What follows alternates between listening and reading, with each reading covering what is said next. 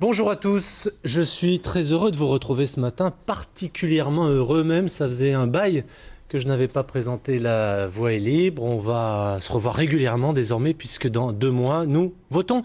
Et oui, encore une fois, c'est le privilège des démocraties. Les 6 et 13 décembre prochains auront lieu les élections régionales pour savoir qui dirigera la future grande région Auvergne-Rhône-Alpes.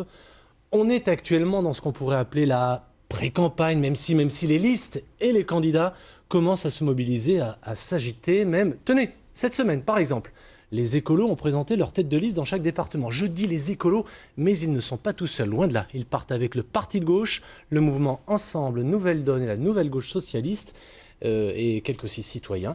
Leur chef de file régional s'appelle Jean-Charles Colas, et justement, il est mon invité ce matin. Bonjour à vous. Jean-Charles Colas, vous avez 51 ans, vous exercez le métier d'infirmier dans le secteur libéral. Vous avez auparavant dirigé un centre social, vous étiez aussi à la Croix-Rouge, vous siégez à la région depuis 2004, vous dirigez le groupe Europe Écologie Les Verts depuis 2 ans, c'est ça. Et on dit souvent de vous que vous êtes très pointu sur les questions qui touchent au ferroviaire. Infirmier libéral, élu régional, pas trop compliqué de concilier les 2 emplois du temps ? C'est un petit peu compliqué, c'est vrai, mais la chance de ce métier d'infirmier libéral, c'est qu'on travaille en groupe. On est un cabinet de 3 infirmiers, donc j'ai diminué mon activité depuis que j'ai un mandat d'élu. Et puis, je peux travailler le week-end, les jours fériés, les vacances scolaires, à des moments où il y a moins de temps politique, ce qui me permet de faire les deux. Et vous vouliez absolument avoir un pied dans... Ah, c'est vraiment nécessaire. C'est nécessaire pour 2 raisons. La première, c'est que j'ai vu trop d'élus qui veulent être élus à vie parce qu'ils n'ont plus de vie civile. C'est pas ma vision de la démocratie. Et puis, j'ai régulièrement besoin d'être au contact, on va dire, de la vraie population. Et quand on soigne des gens à domicile, des personnes âgées, des malades, on est vraiment au contact de la souffrance et de la misère. Ça donne de l'énergie et ça remet les pieds sur terre par rapport à la politique. La cause écolo, ça date de quand et le déclic est venu où ? Alors, la cause écolo, ça date d'il y a un peu plus d'une quinzaine d'années, entre 15 et 20 ans. En fait, je m'intéressais à la vie politique locale parce que j'avais milité dans des associations. Vous avez parlé d'un centre social, mais aussi des parents d'élèves. Puis je me suis dit, il faut mettre les mains dans le cambouis. Et je cherchais un parti politique proche de moi, mais pas trop pyramidal, pas trop hiérarchisé. Et donc, j'ai naturellement adhéré aux Verts et j'ai découvert l'écologie à travers les Verts. Comme à chaque fois, dans Notre Voix est libre, il y aura un débat contradictoire. Ce sera dans quelques minutes avec François Jacquard, conseiller régional communiste et tête de liste pour les régionales en Ardèche. Vous le voyez juste devant moi, il est déjà en studio, prêt à débattre. Jean-Charles Colas, votre liste s'appelle le Rassemblement citoyen écologique et solidaire. Ça rappelle le nom de la liste qui a conduit Éric Piolle à la tête de la mairie de Grenoble. Écolo plus extrême gauche, c'est le ticket gagnant, la formule magique ? Alors d'abord, je ne crois pas que ce soit l'extrême gauche. L'extrême gauche, en général, c'est Lutte ouvrière, le nouveau parti anticapitaliste. Là, nous avons travaillé depuis des années parce que nous sommes ensemble sur des luttes contre le Lyon-Turin, contre le Center Parcs de Brabant ou pour une autre politique ferroviaire, avec le parti de gauche, avec les composantes du Front de gauche et Nouvelle Donne, qui aujourd'hui n'a pas d'élu, et des citoyens comme on a l'habitude de le faire. Et donc c'était naturel qu'on discute ensemble et qu'on voit si on avait un projet à faire en commun. Monsieur Colas, cet attelage, c'est quoi ? C'est une forme d'opportunisme électoral ou c'est ce qu'on a pu appeler, ce que certains de vos parlementaires ont appelé une dérive gauchiste, cette fois-ci assumée ? Non, je crois que les composantes du Front de gauche qui sont avec nous, et Nouvelle Donne encore plus, sont profondément écologistes. Et si on a discuté en commun, c'est parce qu'avec les élus du parti de gauche et d'ensemble qui sont à la région, nous votons de la même façon très régulièrement à la région. Et donc, si on vote de la même façon, on avait intérêt à discuter pour voir si on avait des valeurs et un projet à construire. Qu'est-ce qu'il est devenu de l'élan de 2010 ? Où Europe Écologie Les Verts semblait beaucoup plus ouvert en fait à des gens venant d'autres horizons, peut-être portant un certain nombre de causes, de thématiques, un parti qui semblait finalement plus transparti, une cause qui semblait plus transpartie.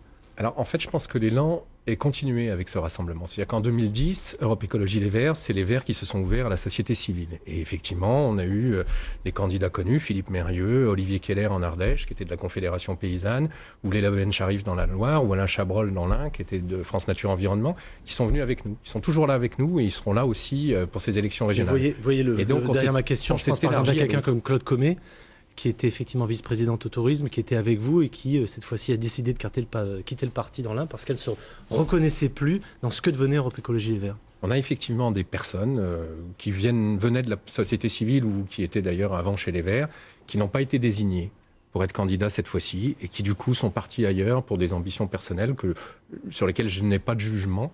Je pense que Claude Commet est profondément écologiste et que si jamais elle est élue, on se retrouvera beaucoup sur le fond. Vous vous dites que vous vous inscrivez dans une tendance qui est aussi portée en Europe par Podemos ou Syriza. Vous assumez cette référence ? En tout cas, j'assume l'idée qu'il y a depuis des décennies une politique qui ne résout pas les problèmes, qui aggrave plutôt les crises. En tout cas, le chômage augmente, les inégalités s'aggravent, la dette explose et qu'il y a un plan B à inventer, d'autres solutions. Et c'est ce qui s'est fait effectivement en Grèce et en Espagne, avec peut-être une situation sociale encore beaucoup plus tendue qu'en France. Mais c'est ce qui s'est fait aussi dans des villes, sur des territoires, depuis déjà plusieurs années. Mais Alexis Tsipras, on l'a bien vu, c'est plus le même entre le Syriza qui avait gagné les élections et le Alexis Tsipras qui a regagné les élections derrière. Il y a quand même eu entre-temps l'acceptation quand même d'un plan européen pour la dette, pour restructurer la dette grecque. Vous voulez un trait d'humour ? Je pense qu'Alexis Tsipras a moins changé entre il y a 1 an et aujourd'hui que François Hollande entre 2011 et 2014. Vous reconnaissez encore en lui, en ce qu'il fait aujourd'hui ? En tout cas, j'ai une certaine sympathie effectivement pour le mouvement qu'il porte et effectivement, les écologistes ont soutenu Alexis Tsipras pour cette deuxième élection. Alors, ce qui m'a évidemment interpellé, c'est votre alliance avec le Parti de gauche. Je suis allé voir ce qu'écrit dans son programme et dans ses motions régionales le Parti de gauche pour ces élections. Donc, je vais vous poser des questions rapides. Vous allez me dire si vous vous reconnaissez dans ces propositions. La République éco-socialiste, d'accord, pas d'accord ? Assez d'accord. Socialiste également. On peut être écologiste. Oui. Socialiste dans une acception qui peut rappeler malgré tout vous savez, je rajouterais même républicain, parce que le terme de républicain n'est pas lié à simplement un parti de droite qui a transformé son nom. Je suis profondément républicain. Je pense qu'effectivement, je suis socialiste au sens du socialisme historique et je suis profondément écologiste. La transformation radicale de la société et la révolution citoyenne, d'accord, pas d'accord ? La transformation radicale de la société, oui, parce que l'écologie est radicale. Dans le sens où il faut s'attaquer aux racines des problèmes. Et donc pour ça, il faut être radical. Donc j'assume complètement. Identifier son combat politique à une lutte des classes, d'accord, pas d'accord ? Lutte des classes. Alors ça, c'est une référence à l'histoire. Je pense qu'aujourd'hui, effectivement, on n'est plus dans la même lutte des classes. On est un pays qui n'a jamais été aussi riche collectivement par rapport à ce qui s'est fait après la guerre. Et on a de moins en moins de solidarité, de plus en plus d'inégalités avec une classe. La référence est clairement marxiste. On est d'accord. Je ne suis pas d'accord avec Marx sur un certain nombre de points, ça c'est certain. Mais je pense qu'effectivement aujourd'hui, il y a une certaine inégalité qui oblige à la lutte. Dernier extrait de la motion. Alors pour le coup, la motion régionale 2015 du Parti de gauche. On refuse tout engagement à participer à des majorités de gestion ou à des exécutifs que le Parti de gauche ne dirigerait pas. D'accord, pas d'accord ? Je pense que les gens du Parti de gauche ne sont pas tous d'accord avec ce programme, puisqu'ils sont venus avec nous dans l'espoir de gagner cette région et de diriger une région dans laquelle nous partagerons le pouvoir à plusieurs. Et les écologistes pèsent très lourd dans cette liste. Jean-Charles Colas, qui est votre premier adversaire politique dans cette élection ? C'est Laurent Wauquiez, c'est très clair. Bien sûr aussi le Front National, mais Laurent Wauquiez a un projet politique qui est à l'opposé de celui des écologistes. Ça fait plusieurs reprises qui nous insultent dans la presse. Je trouve d'ailleurs l'usage de ces mots un petit peu déplacé. On est dans un débat démocratique, on est en République. Quand Laurent Wauquiez nous traite d'ayatollah ou de khmer, il fait référence à des gens qui ont commis des crimes contre l'humanité. Ce matin, il nous traite carrément de fous. Je pense que ça va pas bien dans le sens du débat démocratique et du respect. Moi, j'ai un projet qui est à l'opposé de celui de Laurent Wauquiez par rapport à la solidarité, par rapport à l'écologie. C'est clair que lui, il n'est pas du tout sur notre ligne. Alors, je voudrais qu'on regarde tous les deux sondages que vous avez évidemment décortiqués, bien sûr, comme nous tous. C'était des sondages donc publiés il y a quelques semaines par nos confrères de MAC de Lyon et de Lyon Capitale. Alors, on va vous montrer les résultats rapidement. Je ne vais pas m'attarder sur les chiffres, mais par contre sur les principaux enseignements. Ils sont nombreux. D'abord, la liste de Laurent Wauquiez est donnée gagnante, en tout cas dans les deux configurations. Ce sont bien sûr des intentions de vote. Le Parti socialiste et la liste de Jean-Jacques Ayrault arrivent en seconde position au premier tour. Et pas le rassemblement que vous portez. Le rassemblement, on va le voir, qui dans les deux sondages fait entre 10 et 15% des voix. Autre enseignement que je trouve intéressant, sondage, je vous ferai réagir après, c'est le deuxième tour. Et on voit qu'en fait, dans les deux sondages, on arrive à peu près au même type d'écart, c'est-à-dire quand la gauche est capable de faire l'union entre les différentes composantes, eh bien, elle est en situation de pouvoir concurrencer assez sérieusement la liste conduite par Laurent Wauquiez, puisqu'à chaque fois 2 points d'écart. Comment vous lisez ce sondage ? Vous avez toujours dit que vous arriveriez en première position au premier tour. Là, pour l'instant, bien sûr, pour l'instant, il reste 2 mois de campagne, on est d'accord. Pour l'instant, les chiffres, les analyses de l'opinion ne vous donnent pas raison. Oui, alors effectivement, les sondages sont des outils. Moi, ils me motivent pour aller faire encore plus campagne et aller convaincre les gens sur les projets. La campagne avait à peine commencé quand ces sondages ont été faits. J'ai presque envie de vous rappeler que 15 jours avant le premier tour de la municipale de Grenoble, Éric Piolle, mon ami Éric Piolle, était donné 10 points derrière le Parti socialiste. Donc je pense qu'on peut faire aussi bien que ce qui s'est passé à Grenoble. Maintenant, il faut effectivement être en campagne. Après, il y a un enseignement moi, qui me paraît important, c'est qu'entre le total des voix écologistes et de gauche du premier tour et ce que ferait le rassemblement de ces voix au second tour, il y a une perte en ligne qui n'est pas négligeable. Oui, c'est notamment le report des voix des électeurs qui votent pour vous. 65% seulement, en fait, reporteraient leurs voix sur la liste conduite par Jean-Jacques Kérane. Donc il y a un enjeu extrêmement important. Un, à mobiliser très fort déjà au premier tour, et en particulier un certain nombre de gens qui disent encore aujourd'hui qu'ils ne savent pas ce qu'ils vont faire. Et deux, à faire en sorte que l'accord éventuel, s'il y en a un au deuxième tour, soit un accord qui soit équilibré, où l'écologie pèse suffisamment lourd.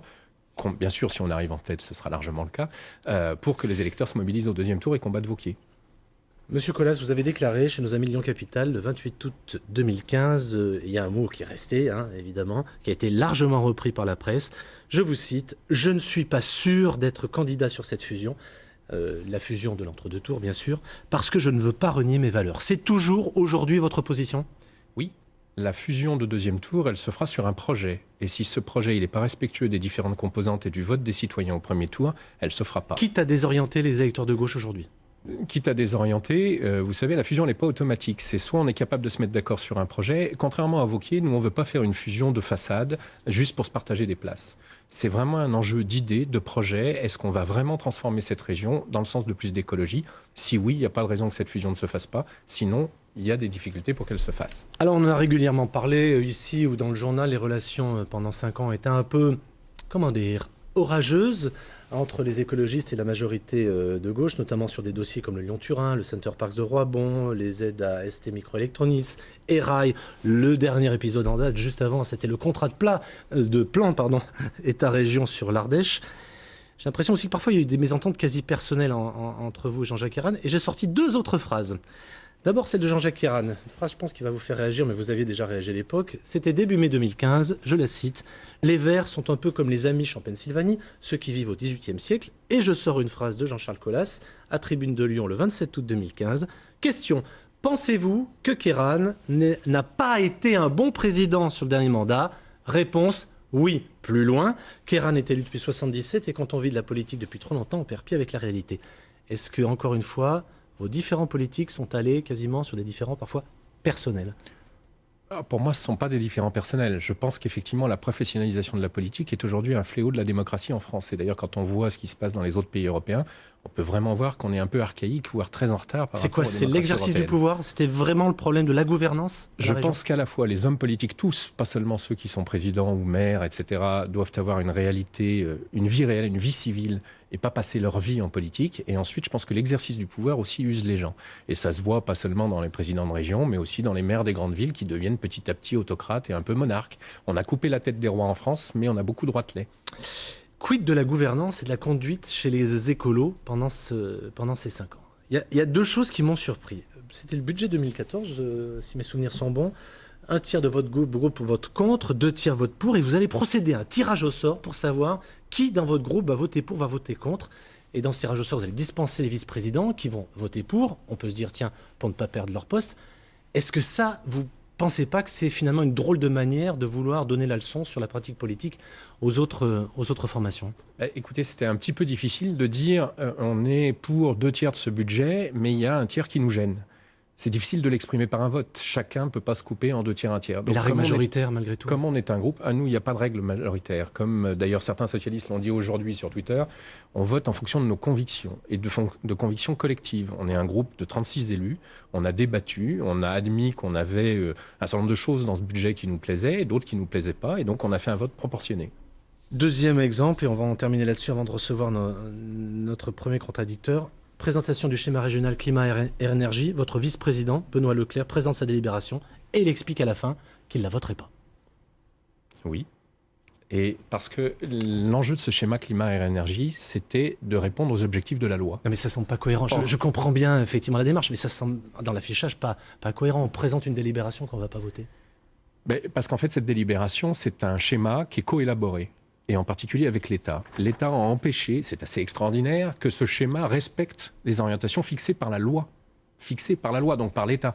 Et donc, c'était impossible pour nous de voter quelque chose qui était en contradiction avec la loi. Et je crois qu'on a bien fait, puisque du coup, le schéma a été remis sur le métier et qu'il s'est nettement amélioré, que du coup, il a pu être voté. Allez, j'invite à présent François Jacquard à venir nous rejoindre. Il est conseiller régional communiste à la région, élu ardéchois, une figure politique du département, tête de liste aux prochaines élections. Bonjour à vous. Bonjour. Merci de participer à La Voix est libre.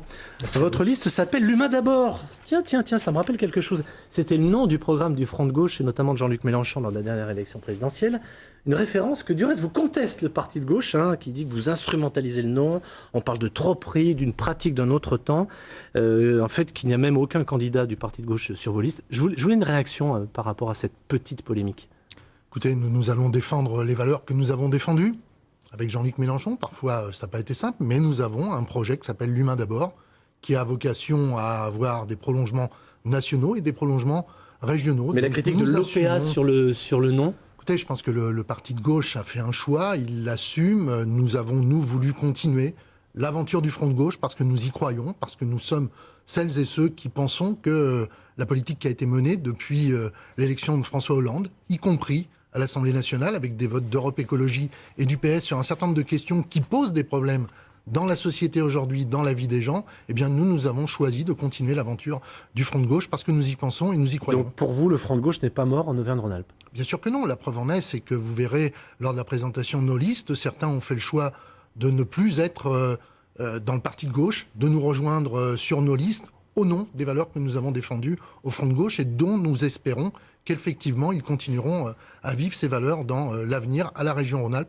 et dans le pays tout entier. Alors, si je vous ai rassemblés, messieurs, c'est parce que je voulais comprendre pourquoi vous n'êtes pas partis ensemble. Et on m'a dit tout de suite, non, mais c'est une histoire de cumul des mandats, parce que vos têtes de liste, Cécile Cukierman, qui est donc sénatrice communiste de la Loire, et André Chassaigne, député communiste de Puy-de-Dôme, c'était en gros l'horizon indépassable pour les écolos. C'est ça la vraie cause aujourd'hui du fait que vous ne partiez pas ensemble ? Pour nous, ce n'est pas la véritable cause. La véritable cause, c'est que nous avons un projet différent. D'abord, nous avons un constat de la situation nationale où nous considérons que la responsabilité des députés et sénateurs d'Europe Écologie, dans un certain nombre de votes, l'augmentation de la TVA, les cadeaux au patronat, les 20 milliards, la création du crédit impôt compétitivité emploi, tout ça a été accompagné nationalement par Europe Écologie. J'entends aujourd'hui un certain nombre de différences qui naissent à l'intérieur d'Europe Écologie, mais le constat est accablant. Nous sommes dans une situation difficile pour les gens parce qu'effectivement, il y a eu des majorités à l'Assemblée nationale pour voter un certain nombre de textes. Le Front de gauche ne l'a pas fait. Alors moi, je regrette le choix des communistes. On a discuté longuement. C'est vrai que quand on a créé ce rassemblement, comme je vous l'ai expliqué tout à l'heure, sur un projet, avant tout, l'ensemble des partis politiques et des citoyens qui participaient à ce rassemblement a mis la question de la professionnalisation de la politique et donc du non-cumul des mandats au cœur de son projet. Il nous paraît impossible qu'effectivement on puisse cumuler des mandats de parlementaires ou de maire ou adjoint d'une grosse agglomération ou président ou vice-président d'une grosse communauté de communes avec un mandat régional. Pour des questions simples, c'est le temps qu'on y passe. Donc on l'avait mis, le Parti communiste a décidé au cours des discussions que ce point-là bloquait chez eux et ils ont arrêté les discussions, ils ont fait voter leurs militants. Moi, je respecte le Parti communiste comme un parti démocratique, je ne m'immisce pas dedans. Ce choix est fait, point à la ligne, c'est embêtant. Après, sur la question des débats nationaux, moi je suis élu régional, je défends un projet pour la région, bien évidemment.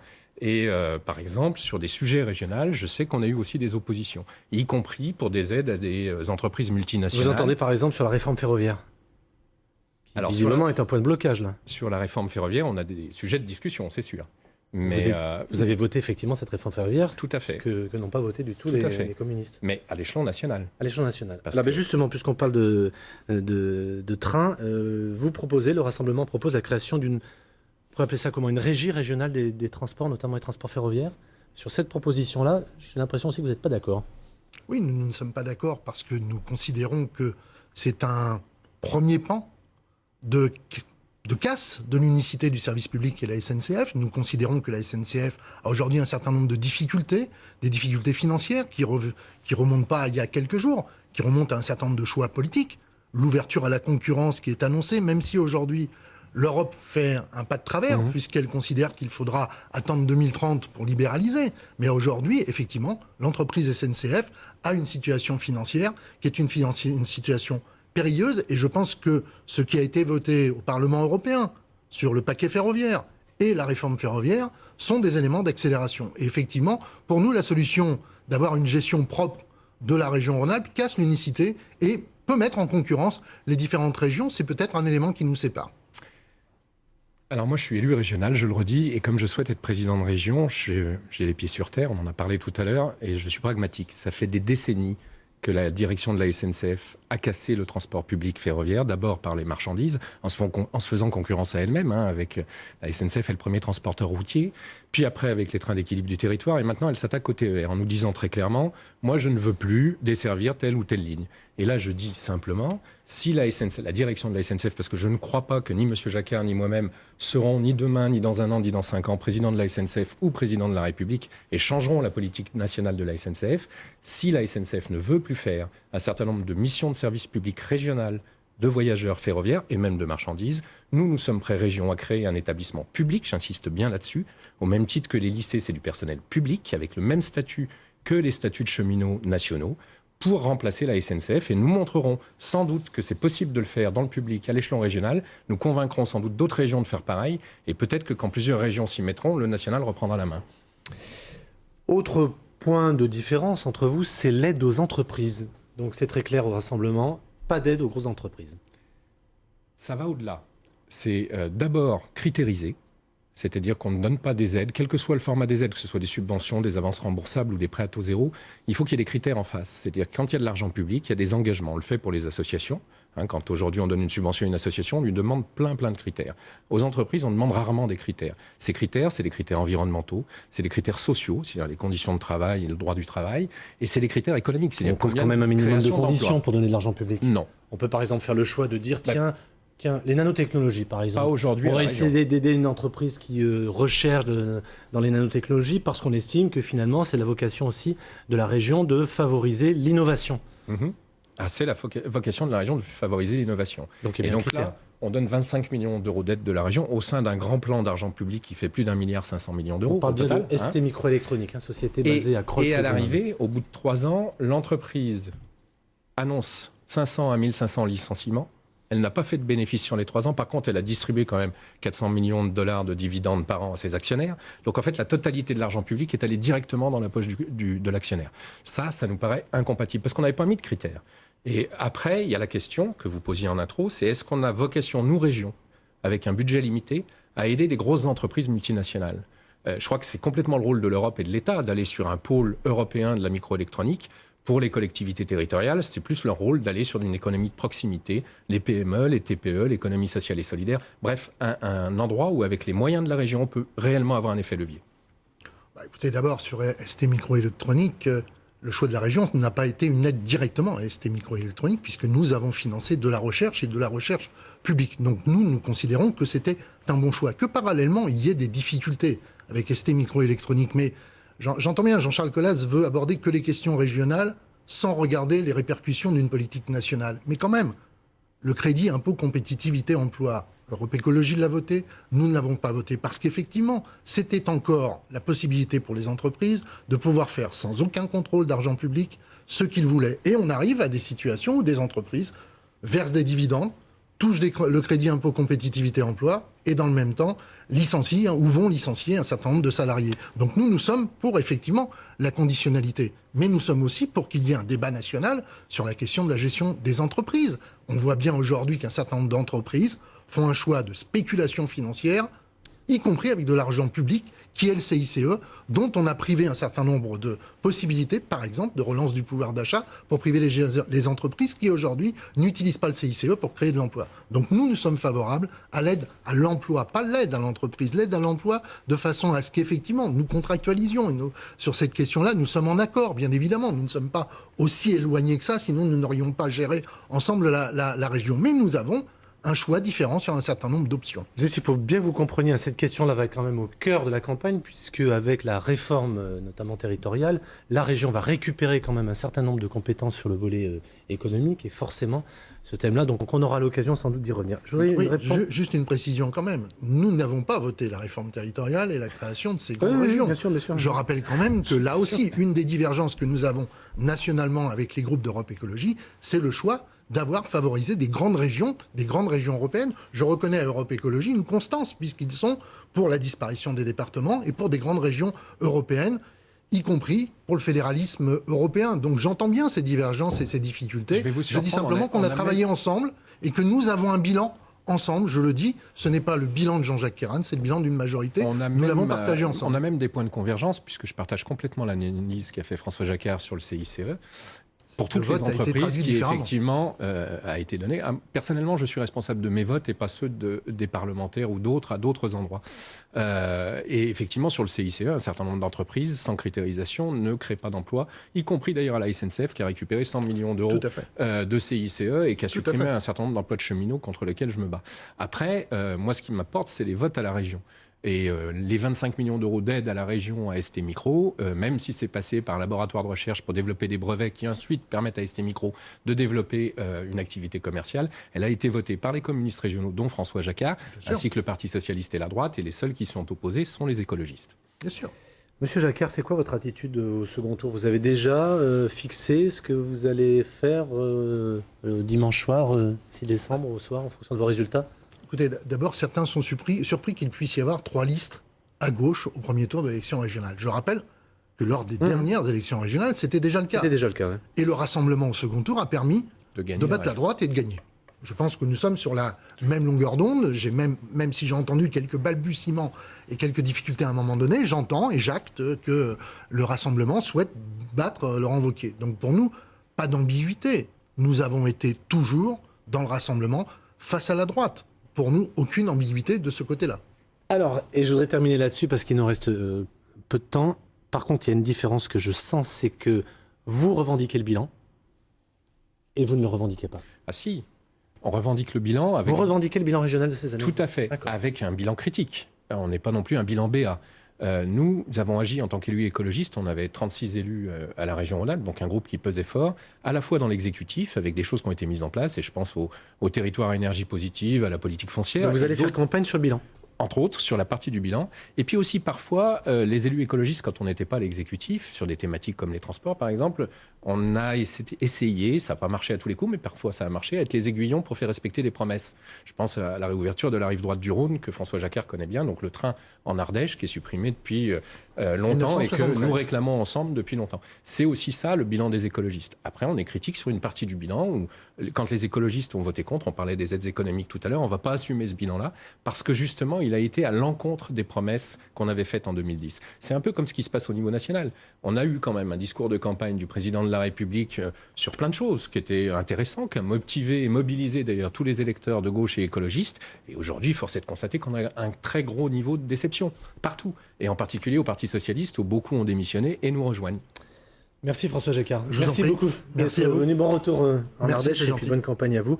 La voie est libre de Jean-Charles Colas continue tout de suite après le journal de midi qui est présenté aujourd'hui par Émilie Rousseau.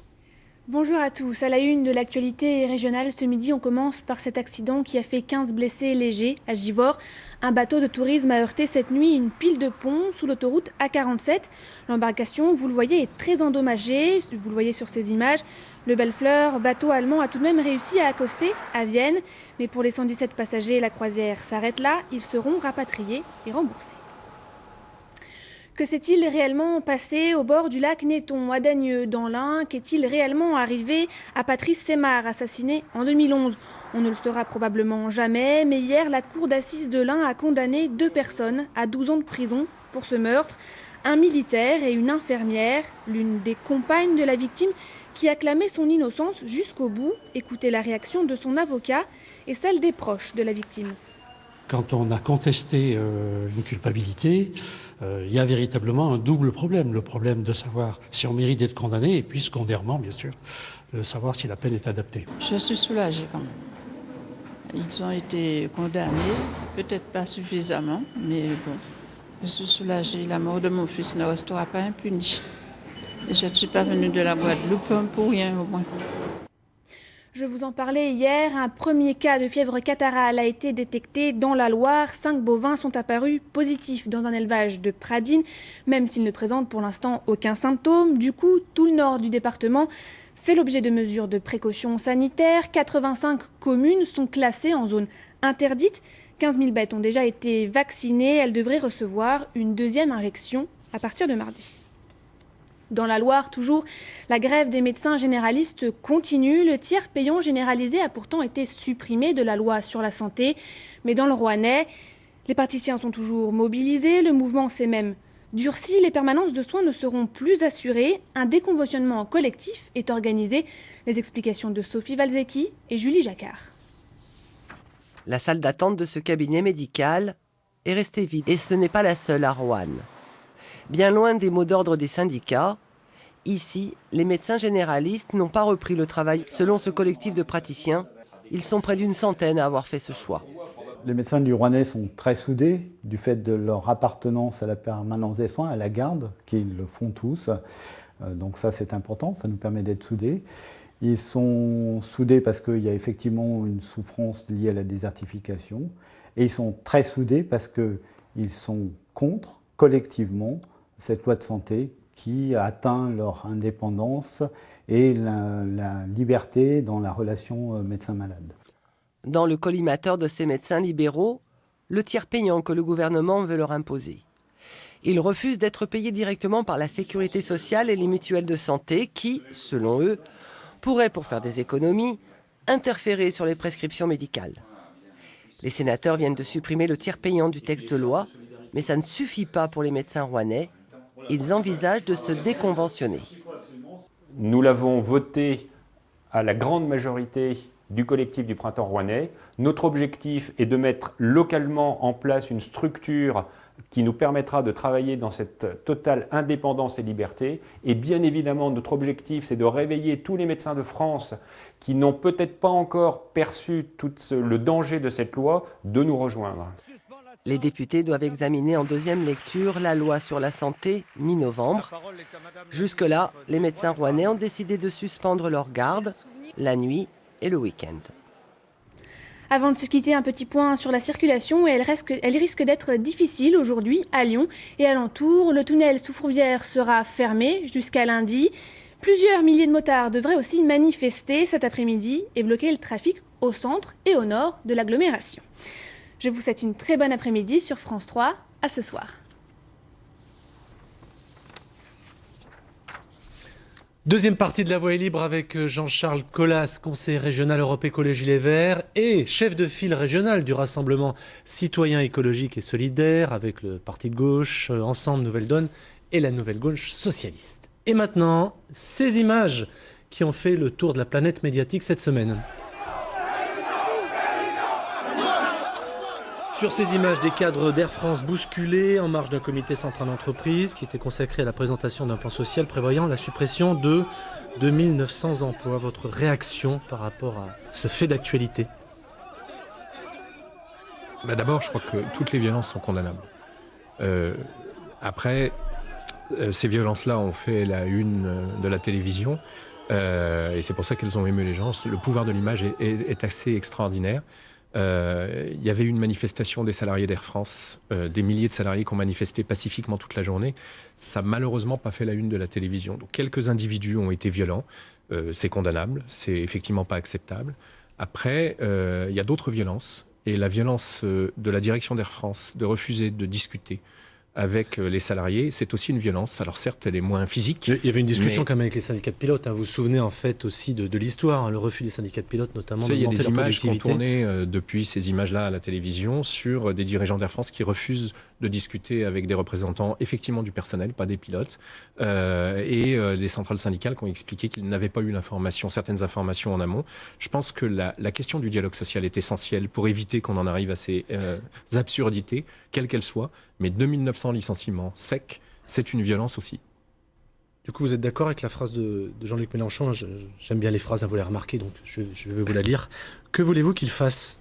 Sous-entendu, en tout cas les manifestants ou les salariés d'Air France. Vous croyez que les gens sont des animaux qui vont se laisser comme ça mener à l'abattoir avec le sourire aux lèvres et qu'il ne va rien se passer? Ça peut être entendu comme justification de la violence physique, vous le comprenez Je suis bien. d'accord avec cette phrase, mais elle n'excuse pas la violence physique. Par contre, effectivement, je relisais le discours de Jaurès 1906. C'est exactement la même situation qu'aujourd'hui. On est quand même plus d'un siècle plus tard, avec effectivement, dans un certain nombre de cas, pas dans tous les cas, hein, il y a plein d'entreprises où le dialogue social fonctionne correctement et où ça se passe beaucoup mieux. Il y a des entreprises où ça se passe mal et c'est un vrai souci. Dans l'actualité de cette semaine également, Ségolène Royal qui veut aligner le prix de l'essence, j'allais dire ordinaire, le super, avec le diesel, en tout cas notamment la fiscalité. Vous êtes d'accord? Ça, c'est une mesure qui va vous convenir tout à fait. Ah, non seulement on est d'accord, mais c'est pas tout à fait ce qu'elle veut. Ou alors elle le veut, mais dans un, Oui, elle se donne un certain délai, dont quoi. on ne sait pas encore combien de temps ça durera. Et personne n'avait osé le faire avant. Les écologistes... Ah, il y a des pays qui ont même Non, été je parle jusqu'à en France, complètement vous le connaissez diesel. le poids du lobby du diesel, personne n'avait fait avant. Non, mais nous, on le réclame depuis très longtemps. Et je le dis, il y a des pays qui ont interdit totalement le diesel parce que le diesel tue des milliers de gens chaque année. Aujourd'hui, le diesel a un avantage fiscal. C'est un peu comme une niche fiscale. Je crois que c'est vraiment dommageable. Et donc, il y a un enjeu important à aligner ces fiscalités et à les aligner vite pour sortir de cette niche fiscale. Mais on sait très bien aussi que ça va peut-être pénaliser aussi un certain nombre de gens, notamment les plus précaires, qui ont des véhicules diesel. Voilà, on sait aussi qu'il y a... Il faut mettre en place des mesures d'accompagnement. Et vous savez, on nous a dit il y a quelques mois, peut-être un peu plus de 2 ans, qu'on ne pouvait pas augmenter le prix du diesel parce que l'essence était trop chère. L'essence a perdu 20 centimes d'un seul coup. Hein, ça a été une période de chute. Il remontera certainement. Et là, on ne peut rien faire. On discute de 1 centime parfois et la fluctuation des prix de l'essence est beaucoup plus énorme. Donc je crois qu'il faut simplement avoir une politique à long terme, s'y tenir. Il faut faire croître cette fiscalité du diesel progressivement. Il faut accompagner effectivement l'abandon des véhicules diesel et c'est une des mesures que propose Ségolène Royal. Ah ouais. Moi, je suis assez 10 000 content € pour l'achat d'un véhicule électrique neuf. Alors, au départ, c'était pour des véhicules de plus de 15 ans, ce qui concernait quand Maintenant, même c'est pas 10 beaucoup de ans. gens. Ça serait 10 ans. On réduit à 10 ans, ça va augmenter la part. Je crois que c'est important, effectivement, d'accompagner les gens pour les aider à quitter le diesel. Mais à terme, il faudra interdire le diesel en France parce que c'est une atteinte à la santé des citoyens. Alors décidément, l'actualité, en tout cas, vous est plutôt, j'allais dire, favorable. Hein. Projet de loi de finances 2016 qui prévoit une baisse de quelques 100 millions d'euros pour le budget du ministère de l'écologie. Hein. C'est de passer de 6,6 à 6,5. Votre réaction? Il y a 2 réactions. Il y a une première réaction, on va dire, c'est surprenant, l'année de la COP21. On accueille la COP21, c'est-à-dire le grand rassemblement international dans quelques semaines à Paris, et juste avant, on fait un pied de nez à l'écologie. C'est quand même un petit peu dommageable en termes de communication. Mais au-delà, l'écologie en général, depuis des années, pour malheureusement encore quelques années, c'est toujours le parent pauvre. Donc on le diminue, un peu comme la culture d'ailleurs. On fait des jeux, un coup on l'augmente, surtout quand on est en année préélectorale. On peut comprendre aussi qu'un gouvernement a des priorités en termes Donc, de disette budgétaire. Il y a des priorités. Il est clair qu'effectivement, il faut avoir des priorités et faire des choix. Et aujourd'hui, les priorités, ça doit être vers l'avenir. L'avenir, c'est justement la transition écologique de l'économie. L'avenir, c'est pas l'armée. La sécurité, pour vous, c'est pas une priorité? L'armée, c'est pas la sécurité. Excusez-moi. Aujourd'hui, il y a aussi quand même un volet autour de la sécurité, même de la justice, par exemple. La sécurité est un élément important, mais je pense que la justice a beaucoup plus besoin d'un coup de pouce, vu l'engorgement dans les tribunaux, qu'aujourd'hui la sécurité. Moi, je me trouve en sécurité en France par rapport à la majorité des pays que je connais. Donc, je crois qu'effectivement, il faut faire des choix. Le CICE dont on parlait tout à l'heure, c'était pas une priorité, c'était 40 milliards. Là, on parle de 100 millions d'euros de moins quand même. Et maintenant, un moment de détente. En fait, je suis pas si sûr que ce soit un moment de détente, mais regardez. Dans un monde où l'inconscience de l'homme a totalement déséquilibré le climat, où les catastrophes naturelles sont de plus en plus fréquentes, un homme, seul, décide de se lever contre tous pour leur foutre une bonne grosse raclée. Son nom, Nicolas YOLO. Peut-être m'avez pas dit les ampoules là.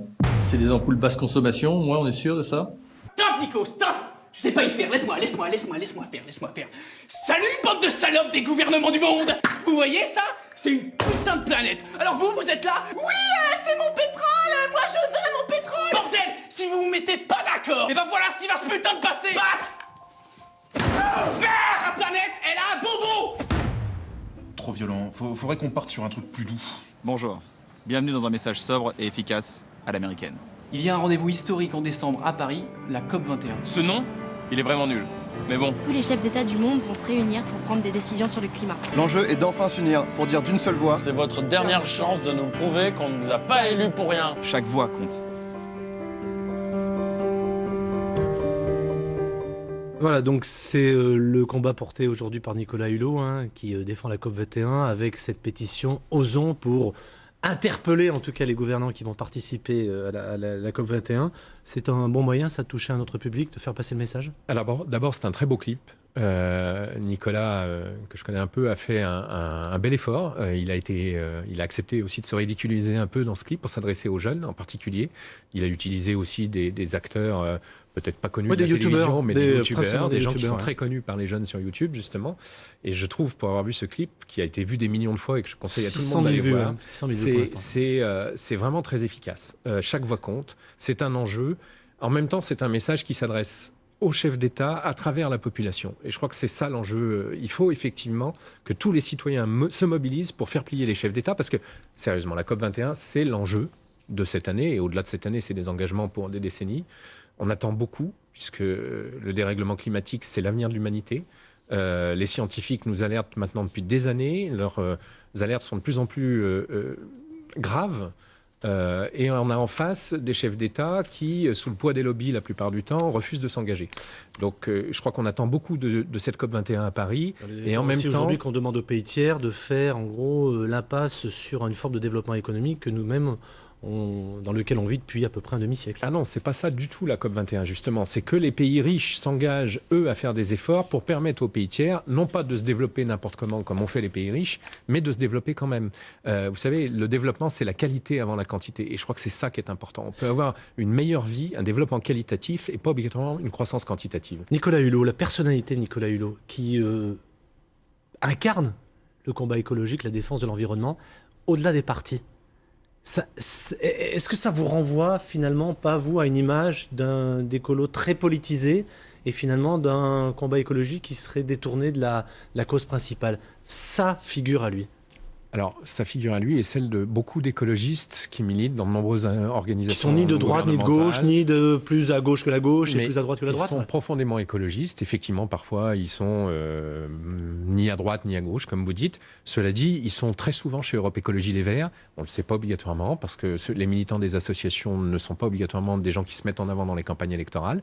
Mais on a tous, et on est tous, chez Europe Écologie Les Verts, des militants associatifs dans différentes associations. Moi, j'ai pas abandonné mon deuxième pilier, qui est celui du militantisme associatif. Et on a des gens, par exemple, à Alternatiba. Il y a Alternatiba ce week-end à Lyon et j'invite tout le monde à y aller parce que là, il y a tous nos amis écologistes et j'y serai moi. Et il y a plein de militants qui sont avec nous, mais aussi sur l'agriculture. Et les amis de Nicolas Hulot, on a plein de gens chez nous qui sont à la Fondation Hulot. Est-ce que c'est peut-être pas une erreur que Eva Joly parte pour cette élection? À un moment, souvenez-vous, on avait dit Nicolas Hulot, allez, vas-y Nicolas, lance-toi. Et bon, ça n'a pas été une fondamentale erreur, ça? Ça a été sans doute une erreur. Je pense que l'erreur, c'est l'élection présidentielle qui, aujourd'hui, en France, tue le débat démocratique et empêche effectivement l'écologie de progresser. C'est ça, le vrai débat. Et je ne suis pas le seul à le dire, hein. Des politologues éminents le disent. On élit un roi en croyant qu'il a tous les pouvoirs. Et d'ailleurs, il fait campagne en disant « je ferai tout », etc. Et aujourd'hui, le président de la République, il n'a plus tous les pouvoirs. L'Europe a un pouvoir important. La décentralisation a fait que les collectivités territoriales ont des pouvoirs importants. Et donc, c'est plus un roi qu'on doit élire. C'est des projets politiques et c'est des groupes. Et là, l'écologie pourrait peser beaucoup plus loin. Voulez-vous l'unité de la gauche au régional et notamment avec les écologistes? Ce sera la question, sans doute, peut-être pas exactement cette formulation-là, mais en tout cas qui sera posée aux militants du Parti Socialiste le week-end prochain, hein, le fameux référendum Cambadélis. On va voir comment ça va se passer, votre réaction sur ce référendum, puisque vous avez même cette semaine, un de vos porte-parole, Julien Bayou, a proposé un contre-référendum. Donc en gros, ça vous fait bien rigoler. Ça me fait un petit peu rigoler. En même temps, je suis un petit peu déçu par ces tactiques très politiciennes, entre guillemets, du Parti socialiste. Je pense que l'élection... On a la chance d'avoir peu d'élections proportionnelles en France, mais dont les régionales. Donc on a la chance de pouvoir proposer des projets. C'est le rôle des élections proportionnelles. Allez voir dans les autres pays européens comme c'est beaucoup plus démocratique. Ce serait vraiment dommage qu'on rentre dans le bipartisme pour les rares élections proportionnelles qu'on a en France. Donc effectivement, ces élections proportionnelles, c'est pour présenter des projets. On a des projets différents. Moi, j'assume pleinement. On a des points de convergence, mais on a des divergences. Donc c'est lors de ces élections qu'on peut présenter des projets différents. Et moi, je suis inscrit au référendum lancé, entre autres, par Julien Bayou, contre-référendum, qui pose la question, libérale, hein. Souhaitez-vous qu'enfin le gouvernement fasse une politique de gauche et écologiste? Et j'espère que beaucoup de citoyens vont répondre oui. Vous avez dit régulièrement dans les interviews, du reste ici même, que en gros le vote écologiste montait. Et je voudrais quand même qu'on regarde les chiffres, notamment depuis 10 ans. J'ai choisi des élections que j'estime à peu près comparables, régionales, européennes et présidentielles. Et quand on les regarde, Gérard Lerat faisait 10% en 2004. 10 ans plus tard, Europe Écologie Les Verts aux européennes fait un peu plus de 10%. Entre-temps, il y a eu quand même les européennes de 2009. Gros score, souvenez-vous, quasiment 20%, c'était la liste dans le Sud-Est, conduite par Michel Révasi. Les chiffres que je donne sont des chiffres Rhône-Alpes.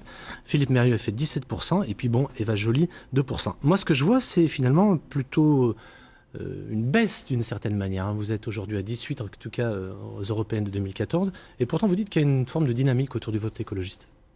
Alors, c'est vrai que moi je prends des élections qui sont comparables. Les élections présidentielles, de toute façon, sont toujours mauvaises. Ouais, on peut les mettre de côté, je suis d'accord avec vous, mais les européennes et les régionales... Et je prends sur des échelles de temps un petit peu plus longues. C'est clair que, de toute façon, le mouvement électoral n'est pas un mouvement linéaire. Et il y a des hauts et des bas en fonction d'un contexte.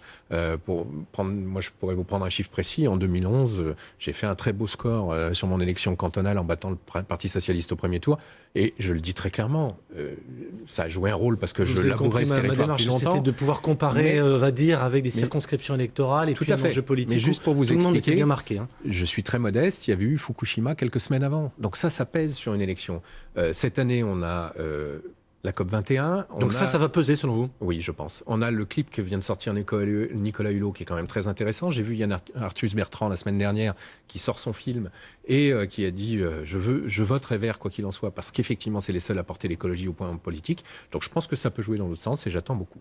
Donc là, vous attendez véritablement un effet électoral, une espèce de dynamique, en tout cas de... Je pense que c'est possible et je pense que l'enjeu en vaut la chandelle, en tout cas pour la région Auvergne-Rhône-Alpes. Ça pourrait être la première région écologiste de France. Merci beaucoup Jean-Charles Collas d'être venu sur le plateau de La Voix est libre. On va être amené à se revoir dans les prochaines semaines, forcément, puisque la campagne va vraiment commencer.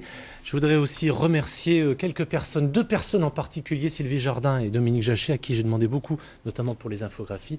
Remerciements également à Pascal Denot, Stéphane Transo et au réalisateur Jean-François Lebossé, pardon. Oh là là, mon Dieu. La semaine prochaine, je recevrai un invité fort célèbre qui, à sa manière, fait de la politique à sa manière. Il est imitateur, humoriste, scénariste, comédien, écrivain. Il est né à Mézéria, dans le département de l'Ain. Il s'agit de Laurent Gérard. Et maintenant, un instant magique où le journaliste se transforme en speaker, en speakerine. On y va.